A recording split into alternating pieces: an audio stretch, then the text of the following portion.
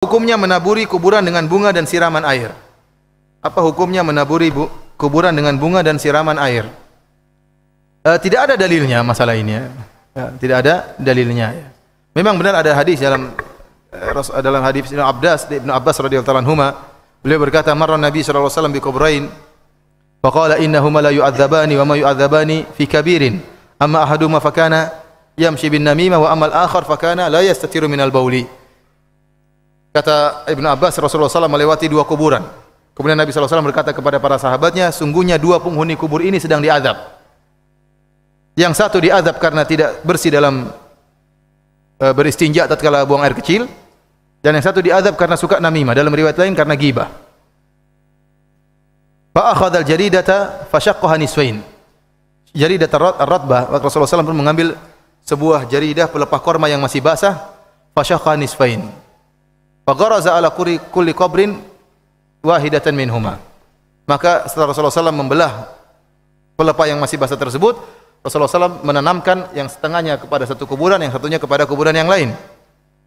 Kemudian Rasulullah SAW mengatakan, Allah an yukhaffifa anhuma ma lam yaibasa. Semoga Allah meringankan siksaan mereka berdua selama kedua pelepah ini masih kering. Selama kedua pelepah ini masih kering.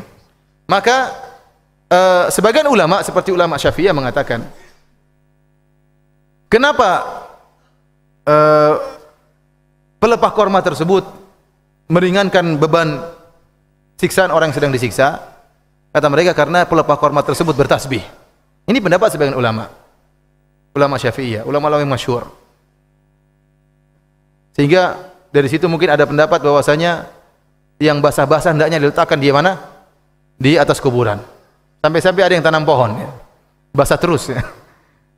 Jawabannya itu tidak ada dalilnya bahwasanya diringankan dosa siksaan tersebut karena pelepah yang basah sedang bertasbih. Kenapa? Karena dalam Al-Quran disebutkan semuanya bertasbih, baik yang kering maupun yang basah. Paham? Mana dalilnya kalau pelepah korma sudah kering kemudian dia tidak bertasbih kepada Allah Subhanahu wa taala? Bahkan seluruhnya bertasbih. Baik batu, baik apa, semuanya bertasbih. Semua yang ada di langit dan bumi bertasbih kepada Allah Subhanahu wa taala. Yang benar, siksaan mereka berdua dikurangi karena doa Nabi sallallahu alaihi wasallam. Nabi yang meletakkan. Kenapa kalau memang karena masalah basah, harusnya Nabi tanam pohon korma. Jangan cuma pelepah korma yang bakalan apa? Karena Nabi sangat rahmat kepada umatnya. Ya, kalau pohon korma yang mungkin pelepah korma yang mungkin seminggu sudah kering, berarti minggu depan mereka diazab lagi dengan keras. Harusnya Nabi pasang apa? Pohon korma. Oleh karena yang benar, ini adalah kekhususan Nabi sallallahu alaihi wasallam. Kenapa? Karena Nabi tahu dua orang ini sedang diazab. Makanya Nabi berkata kepada para sahabat, innahuma la yu'adzabani. Sungguhnya penghuni kedua kuburan ini sungguh-sungguh benar sedang diazab oleh Allah Subhanahu wa taala. Oleh karena tidak perlu kita menaburkan bunga sebagaimana kebiasaan orang-orang Hindu, atau kita tanam pohon, tidak perlu, karena itu adalah kekhususan Nabi sallallahu alaihi wasallam, dan Nabi tidak melakukannya kepada kuburan-kuburan yang lain. Cuma kebetulan dalam hadis tersebut Nabi menancapkan dua pelepah korma di atas dua kuburan tersebut. Dan kalau ada seorang kemudian menaburkan bunga, kita tanya kenapa? Bukankah Nabi menancapkan pelepah korma tersebut karena orangnya sedang diazab, ya atau tidak? Maka Nabi karena sedang diazab, Nabi meletakkan pelepah korban. Nabi mengatakan semoga azabnya diringankan oleh Allah. Kalau begitu orang yang taruh bunga seakan-akan dia menuduh penghuni kuburan ini sedang diazab.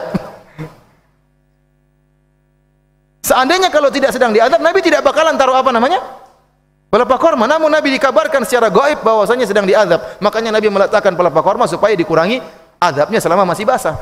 Oleh karenanya orang-orang yang sengaja meletakkan air, seakan-akan dia nuduh sedang diazab ini orang. Itu masalah gaib, kita nggak tahu dia diazab atau tidak. Akhirnya letakkan air, dan airnya nggak pernah berhenti, air terus siram terus penuh ya apa. Akhirnya mengkiaskan air dengan apa? Dengan pelepah korma karena masalah basah. Ada yang langsung tanam apa? Pohon apa namanya? Biasanya yang ditanam di kuburan Kamboja ya. Langsung nggak basah-basah ini. Oleh karena kita katakan bahwasanya ini tidak benar ya. Bahwasanya yang benar adalah ini kekhususan Nabi sallallahu alaihi wasallam. Karena Nabi diperlihatkan kedua orang ini sedang diazab, maka Nabi mendoakan agar mereka dikurangi azabnya selama masih basah. Dan terbukti para sahabat tidak menanam pohon korma atau meletakkan pelepah korma di kuburan-kuburan yang yang lain. Ini menjadi polemik ya yang ada dalam masyarakat kita di tanah air, bahwasanya banyak orang-orang yang ziarah kemudian membawa bunga, ditaburkan di atas kuburan, kemudian disirami dengan air. Itu seolah-olah menjadi uraf ataupun tradisi dalam masyarakat kita.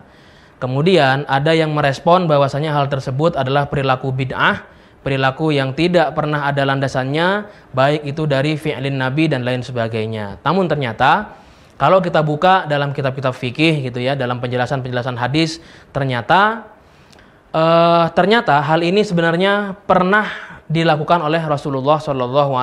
Dalam sebuah hadis dikatakan, Anan Nabiya sallallahu alaihi wasallam rasya ala qabri Ibrahim ibnahu wa huwa yadau alaihi hasba. Artinya bahwasanya Nabi Muhammad sallallahu alaihi wasallam menyiramkan air di atas kuburan Ibrahim, yaitu anaknya, dan meletakkan kerikil di atasnya. Begitu juga dengan meletakkan penjelasannya ya, kemudian dinukil oleh dijelaskan oleh para ulama bahwasanya begitu juga dengan masalah meletakkan bunga ataupun hal-hal barang-barang dari pepohonan yang biasanya diletakkan di atas kuburan ketika menjelang Lebaran misalkan, atau ketika masuk Ramadan. Nah, itu biasanya ada orang-orang yang nyekar seperti itu gitu ya. Hal ini sebenarnya gitu ya, sebenarnya pada prinsipnya dilakukan dalam rangka ittiba'u sunnati Rasulillah sallallahu alaihi wasallam, sebagaimana dijelaskan ataupun disebutkan dalam hadis yang kami sebutkan tadi. Jadi kalau dibilang nggak ada dalilnya, ada pendapat ataupun ada dalil yang kemudian ternyata itu perilaku Rasulullah SAW sendiri. Sebagaimana ada hadis juga yang dikatakan dalam Sahih Bukhari ya, yang sering kita dengar dari Ibnu Umar, ia berkata, suatu hari ya Nabi melewati sebuah kuburan di Makkah dan Madinah. Lalu Nabi mendengar suara dua orang yang sedang disiksa di dalam kuburnya. Lalu kemudian Nabi bersabda ya kepada para sahabat, kedua orang yang ada dalam kubur ini itu mereka sedang disiksa.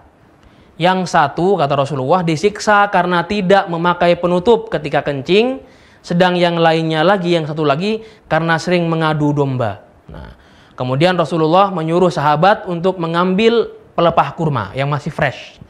Kemudian ya, membelahnya menjadi dua dan meletakkannya pada masing-masing kuburan tersebut.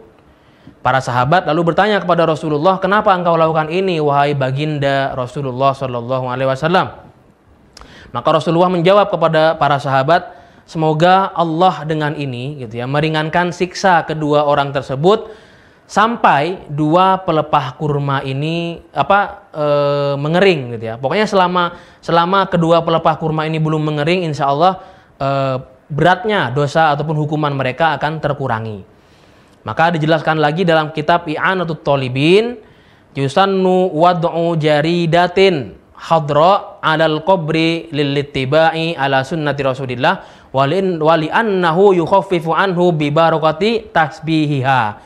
Disunnahkan meletakkan pelepah kurma yang masih hijau di atas kuburannya atau kuburan seorang, karena dengan hal ini adalah sunnah, mengikuti sunnah Rasul ya, yang mana tujuannya adalah untuk meringankan beban si mayat karena barokah dari bacaan tasbih bunga-bunga yang ditaburkan ataupun dari pelepah kurma ini ya. Kalaupun pelepah kurma tidak ditemukan, maka boleh dikiaskan kepada pohon-pohon ataupun tumbuh-tumbuhan yang lain seperti bunga-bunga ya, yang bisa kita temukan di negara kita ataupun dengan air. Maka yaitu dengan menaburi bunga-bunga yang harum dan basah itu, yang masih segar-segar itu, harapannya supaya bunga-bunga itu semasa mereka bertasbih, dengan tasbihnya bisa diambil barokahnya dan bisa mengurangi beban hukuman bagi ahli kubur kalau memang ada hukuman yang harus mereka terima. Wallahu a'lam bishawab. Barangkali ini yang bisa kami jawab, dan ini adalah nukilan ya, bukan jawaban kami murni menukil dari pendapat para ulama, penjelasan hadis para ulama. Wallahu a'lam bishawab. Apa hukumnya menaburkan bunga di kuburan? Kata orang yang berdalil, kata dia Nabi kan mencucukkan pelepah korma. Kenapa Nabi menusukkan pelepah korma? Karena pelepah korma itu bertasbih. maka dikiaskannya dengan pelepah korma. Kalau pelepah korma bertasbih waktu basah, bunga-bunga itu pun kata dia bertasbih juga. Bagi yang menolak, dia tak mau pakai kias. Pokoknya pelepah. Pelepah apa? Pelepah korma. Sawit tak bisa, harus korma. Dia tak terima kias. Orang ini pakai kias. Yang tak boleh itu, dia buat ajaran baru. Siapa yang menyiramkan bunga 7 macam, maka akan datang 7 malaikat, turun 7 rahmat selama 7 hari. Bid'ah, munkarah, dalalah. Ustaz sendiri bagaimana? Kalau saya mati nanti, tak usah siram-siramkan itu. Adapun menyiramkan air, dilakukan Nabi. Selesai menguburkan anaknya, namanya Ibrahim, anak laki-laki dia, disiramnya air. Apa guna menyiramkan air di makam itu? Supaya tanahnya padat. Karena kalau tanahnya gembur, digali serigala memakan daging mayat. Setelah disiramkan air, padat tanahnya. Itu guna menyiramkan air.